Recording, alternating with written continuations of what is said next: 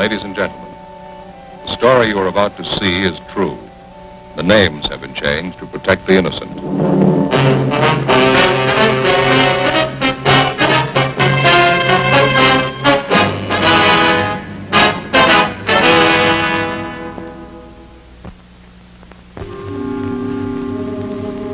This is the city. Every 24 hours, a little bit of everything happens.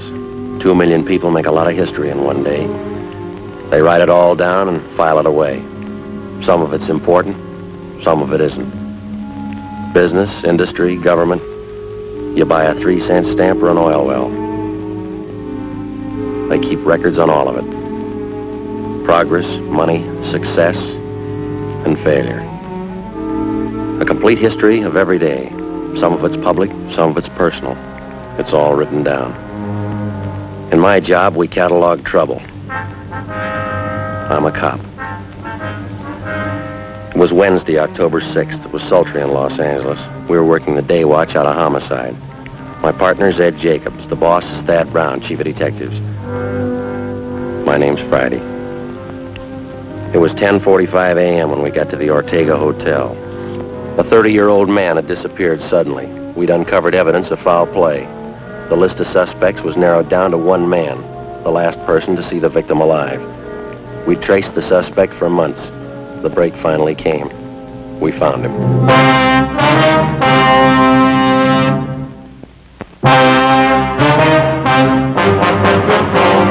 Taking his time, isn't he? Yeah, you want to try it again? Yeah, all right. Yeah? Police officers, your name Henry Ross? Computer. Get in there. Watch it, Ed.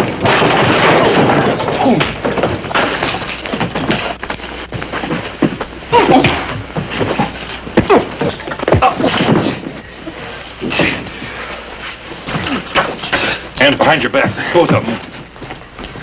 Sit down in that chair. What is this? You guys really cops? No fooling you cops. I thought you were faking. I showed you my card at the door. Yeah, I thought you were faking. That's the truth. There's a couple of guys out to muss me up, and I thought you were them. Your name Henry Ross? Sure, that's right. No, I thought you were one of those mooches I had a fight with in the bar the other night. He said he was going to get a pal and come back and take care of me. Yeah? Well, sure, I got no reason to fight cops. Didn't do my room any good. The landlady's going to scream. All right, you want to finish up dressing? I want to talk to you downtown. What's it about, officer? Missing person. We'll brief you when we get downtown. All right with me. Would you take these cuffs off, please? Kind of hard to dress with them. All right. Bend over. I don't know why you have to slap cuffs on me. I didn't know you were cops. Mind if we check through your things, Ross? Huh? Why? Mind? Well, go ahead if you want. I got nothing to hide. If you spoke up at the door, there wouldn't have been this fight.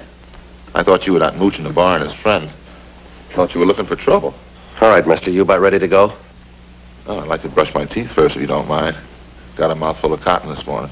Where do you keep your toothbrush? Over here. I'll get it. Never mind. All right.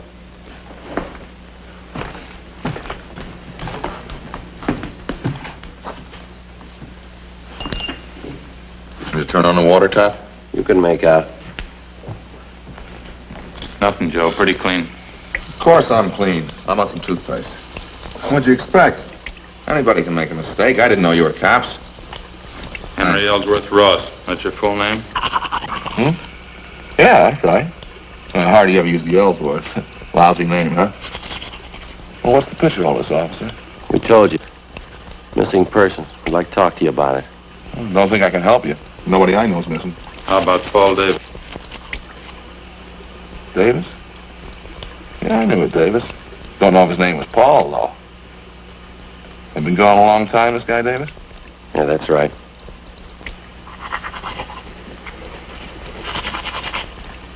Was something wrong, you think?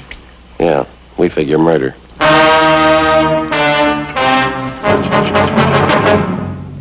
After going over his room thoroughly, we took Henry Ellsworth Ross back to the city hall to the interrogation room. He was a longshoreman by trade. Among his friends and acquaintances, he was known as a heavy drinker and a man with a violent temper. Ed and I questioned him for half an hour. We got nowhere. I'll tell you the truth. I just don't know what you're getting at. I think I knew a guy named Davis, and that's about as far as it goes. You sure that's all you have to tell us? Of course I'm sure. Well, look, I got a right to a lawyer if you're going to stand there and throw a lot of charges at me. We're not throwing charges at you, Henry. We got a missing persons case. Like to have you cooperate. That's about it. Well, yeah, I'd like to, but I can't. Paul Davis. Just a name to me. Maybe I know him. I don't know. You got that report there, Ed? Yeah. That's it. Thank you.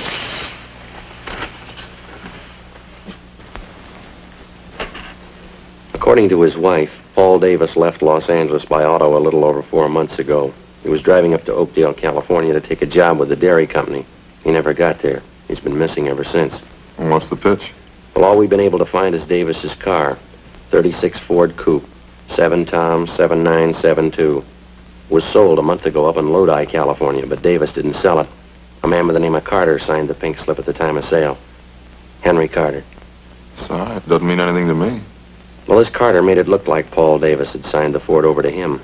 We checked it out. Davis's signature was forged. That's all. Supposed to have something to do with me? Did you ever use the name Henry Carter? Of course not. Ross, that's the only name I go by.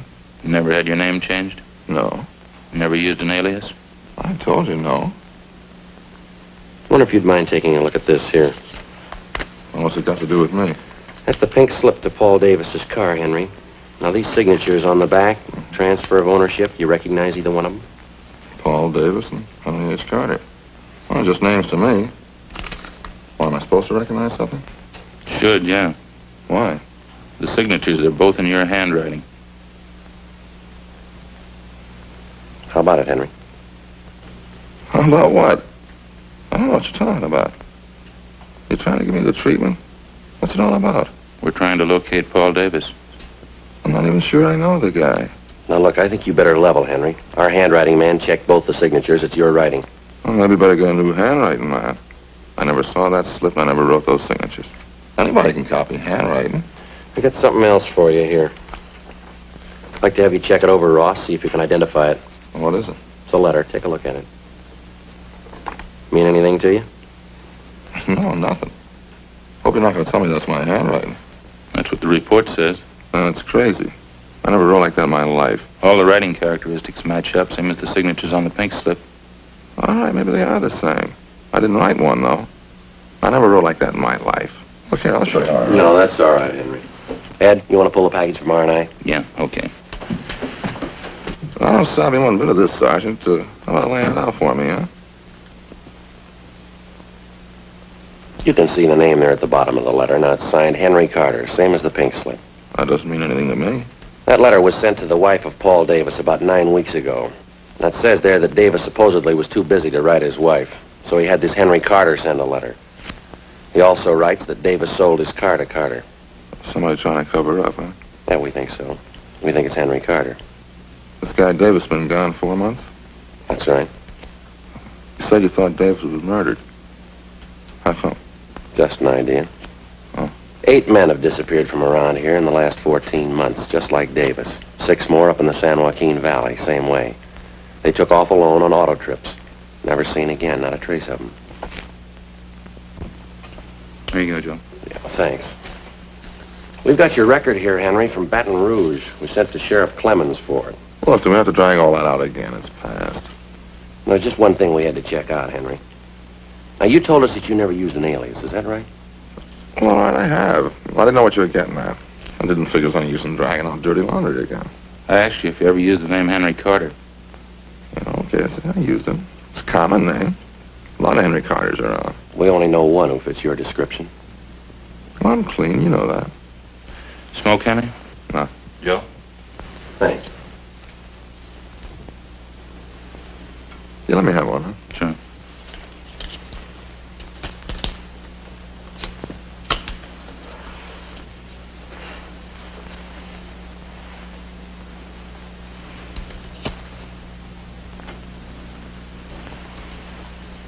Henry, we rode this thing for 4 months all over the state, and I'll tell you what we got. We'll let you make up your own mind. It's not my writing. On June 4th, Paul Davis left Los Angeles in his car, headed up for Oakdale. Late in the afternoon, he stopped for gas at a service station just beyond San Fernando. The attendant says a man was with Davis. You fit that man's description, Henry. Yeah? I seen monks like that in court. They get on the stand, they can't even remember their name. A couple others. You and Davis stopped for a hamburger just outside of Gorman. There's a man there. He remembers you, too. You stopped again in Bakersfield, picked up a quart of oil for the car. You and Davis had a Coke. That's the last time he was seen alive. That makes me a killer, huh? A month after that, the pink slip of Davis's car came through DMV up in Sacramento. That was for the transfer of ownership from Davis to Henry Carter, both in your handwriting. A couple of weeks later, Mrs. Davis got that letter. A month ago, Davis's car was sold to a dealer up in Lodi. Yeah? We found the dealer. Ross showed him your mugshot. He says you sold him the car. That all? No, that's just the main part. There's more. We've been on the road a lot. We followed you from here to Sacramento and back, Henry. Every stop, every detour. Took us a long time. Yeah, guess it did. What do you say, Ross? Nothing. All right. Any way you want it, Henry. Yeah, I guess you worked hard on it, huh? All over the state. That's right. Must be pretty hot up in the valley. Summertime. Dusty, huh? We made out. I've never been up in the valley in summer.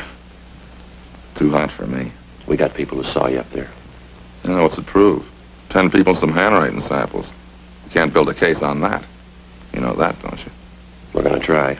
You think I murdered Davis? You, Sergeant? Yeah? You think I murdered those other guys, too, huh? Oh, what was it, 10 or 12 of them? We're asking about Davis. You think I killed him? Well, tell me the truth, do you? You think I murdered Davis? Yeah, I think you did, Henry. Uh-huh. And you know as well as I do there's only one way to prove it. Yeah? Find his body. 1:15 p.m. Ed and I took Henry Ross out and fed him some lunch. Then we took him back to the city hall to the interrogation room where we continued to question him. He was relaxed and he talked a great deal about everything but the disappearance of Paul Davis. He didn't seem anxious to get away. He made no demands for an attorney to represent him. He told us about different homicide cases that he'd read up on.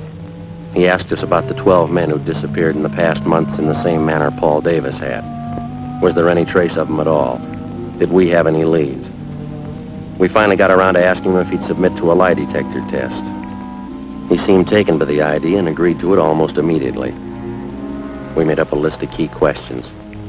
Ed called Sergeant Berger and made arrangements for the test.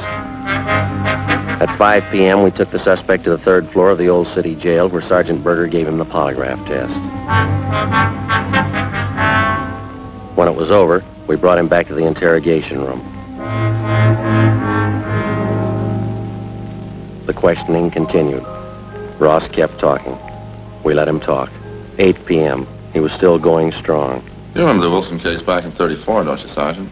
Woman killed her whole family. Big case. You remember it? Yeah. Pretty tragic. That a hobby of yours, Henry? Collecting murder stories? No, I just read them. I remember them. Guess I can remember every murder case in the past 15 years. That's so. Well, sure, just about all of them. I guess it's kind of a hobby. I get a big kick out of it. Joe, see him in? Yeah.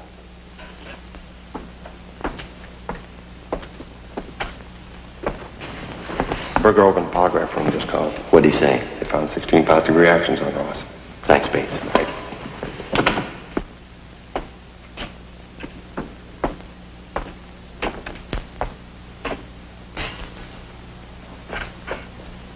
You know, there's one thing I get a real kick out of. These detective magazines, mystery stories, you know, the way they make out the murderer. How do you mean? Well, you know, they always build it into something big. Somebody's always killing somebody else for $1 million or maybe over some woman, some beautiful woman. Same with the movies. That's where they get it all mixed up. I don't think I follow you, Henry. Sure you do. Every time some guy writes a murder story, he's got to build up a big reason for the killing. Well, it generally works out that way, doesn't it? Why? I'll bet there's 1,000 murder cases in your files without a reason. Some people kill, that's all. I've heard about lots of them. Sure, they just want to kill and they go ahead and do it. Maybe for a few bucks, maybe for nothing. They just do it, that's all. That's so. Well, sure. You know that. Like this thing you've been talking about. 10, 12 guys disappear. They got a few bucks, maybe they got nothing. Somebody plows them under, that's all. No big reason, they just do it. So 12 guys are gone. Doesn't mean anything. Is that how you figured it, Henry? Huh? Phone call a minute ago. That was from the man who gave you the lie detector test. Oh, that right? How'd it go? Well, he just finished going over your graph. He got 16 positive reactions. Yeah? What would that mean? You lied, Henry. 16 times. Is that right? Yeah, but I told him to get a new machine. I lied all the way through. Mind telling us why? No, I don't mind. I guess I knew you'd find out. Well, let's go out and get something to eat first, huh? Hungry. We better talk a little more, Henry. Now, let's go. I'll tell you while we're eating. Bring a pencil and I'll draw you a map. A map of what? The canyon, where I buried him.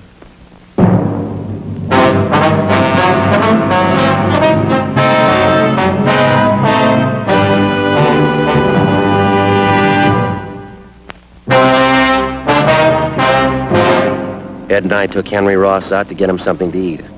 At his request, we went to Helga's health shop. It was almost closing time. Ross got himself a salad, molasses bread, yogurt, a vegetable burger, and some grape juice. Ed and I settled for a Swiss cheese sandwich and some grape juice. Vegetable burger and beets, huh? Sure smells great.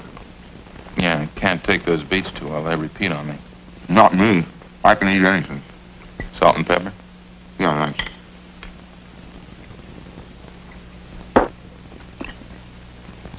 You know, I haven't eaten much today. Hey, did you get your sandwich made with molasses bread? No, wheat germ bread. Oh, you should have got molasses bread. Real blackstrap molasses. Smell it. Nice and fresh, huh? Oh, you know, this yogurt really sharpens up my appetite. Food tastes great, huh? Want some saccharin, Joe? Yeah, thanks. We brought a pencil along, Ross. Want us to start making notes? Good time as any, I guess. You know, the whole thing comes right back to what I was trying to tell you there in the office. Yeah, what's that? Well, you know about the phony mystery stories. And every time there's trouble, there's a big reason behind it. Phony, that's all. Yeah? Sure. This Paul Davis, for instance. Well, I guess I knew you'd find out. I knew this morning when you picked me up. I knew you had it figured. Must have been a big job, huh? Finding me. Pretty big, Henry, yeah. A lot of mileage. How'd it happen? Well, there again, it's just what I was saying. There's no reason behind it. I needed a few bucks, and this Davis came along. I guess he was it. So you want to pass me the salt? There you are. Where'd you meet Davis, Henry? Well, I was hitchhiking out in Ventura. On a dime in my jeans, I was going up to Maricopa. Thought I had a job up there. Well, this Davis came along and picked me up. You ever know him before that? No, a stranger. Said he was going to Oakdale and be glad to give me a ride. Go ahead.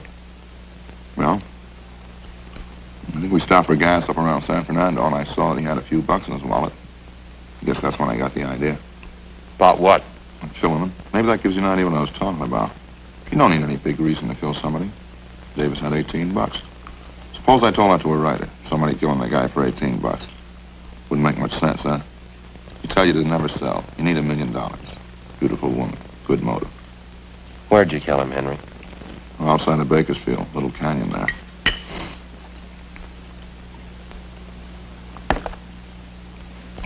And picked up a fifth of sherry in Bakersfield, and I got Davis to drink some on the way.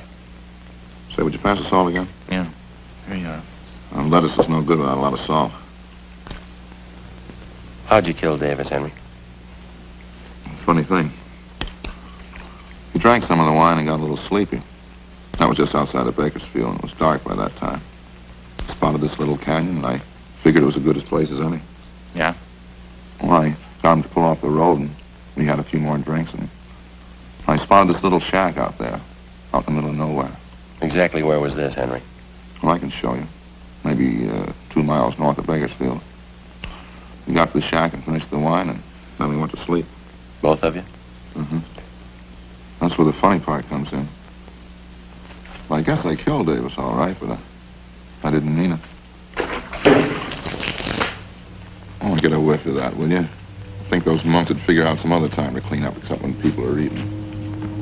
They'll be through in a minute. How do you mean, Henry, you didn't mean to kill him? You already told us you had the idea. Sure, I had the idea. Well, let me explain it, then. Well, we both went to sleep in this shack, Davis and me. Guess that must have been about 9 o'clock that night. Just don't know what it was. Maybe the wine, I guess, and I started having nightmares. Huh? Yeah. Larry, this part sounds like a story, but it's the truth. I had all these dreams. I woke up, but they were still there. What's that? All the faces. That's all I could see. The air was full of faces. I guess I was really still asleep. Yeah, go ahead. Well, I picked up a 2x4 and started swinging at them. Faces. Funny thing, I knew every one of those faces. How do you mean? People I killed. There's only a dozen of them, really, but it seemed like there were hundreds of them. All around in the air. Grabbed a 2x4 and started swinging. I was cold and I was sweating at the same time. I kept swinging. Then I saw Davis. Swung hard. Kept swinging. He didn't even make a sound. Eyes closed. Kept swinging in his head. When I came to, there he was, lying on the floor. Seemed to take those other faces away. They didn't bother me after I killed Davis. What'd you do with him, Henry? Oh, I pulled him outside the shack, dug a hole, and buried him. Burned his clothes, took his car and money, and drove off. I'll show you if you like. Where I buried him, I mean. How about those other men, Ross? These faces you saw. Yeah, I wonder if I can get some more of that juice. Sure looks good. Oh, sure. Here, take mine. I haven't touched it. What about it, Ross, the other men? Well, I don't recall them too well. It's what you said in the office. 10 or 12 of them. A couple in Sacramento and the others down through the valley. Like I say, no big reason for killing any of them. Just happened that way, that's all. What'd you do with them, you remember? In general, yeah. There's one of them, though, that stands out. A guy by the name of Slattery. Some kind of salesman. A real crybaby. Where'd this happen? Only he picked me up in his car outside of Chowchilla. It was nighttime and he was feeling pretty good. I made him stop on the side road and hit him with a piece of angle iron. Cried like a baby. Buried him in the field. He was one of those faces I saw. Shows you how psychology works, huh? Yeah. What'd you do with his car? Slattery's, I mean. I drove it down to Mexico and sold it there. Guess that's what I should have done with Davis's car, huh? Those killings of yours, Henry. You got any more you want to tell us about? I told you already. 10 or 12 of them. They're pretty much the same. When was the first one? Oh, maybe 18 months, 2 years ago. First one wasn't any harder than the last. Just like I was telling you before. Yeah. You know, everybody builds up murder. It's supposed to be a big thing. Hard to do. All those phony stories. Might hit a guy a couple times with something. That'd be it. A real small thing. Didn't change me any. That's why I say it's all built up. You ever been treated for any mental sickness, Ross? No, why? You ever been examined by a psychiatrist? No. After you killed these men, did it bother you at all? Oh, just that one dream. The time I was with Davis. That's about it. Sure a good meal, Sergeant. Thanks a lot. Yeah, okay. Ready? Let's go. We go back to City Hall now, huh? Yeah. You ready to give us a statement now? All right. I had an idea you'd find me. I guess I always knew you'd find me. Yeah. Well, I guess I proved my point anyway. It's all built up. What is? Well, murder, killing somebody. Those phony stories, it's all built up. It's just cheap. You got it wrong, Henry. Huh? Wait till they read you the bill. Come on, let's go.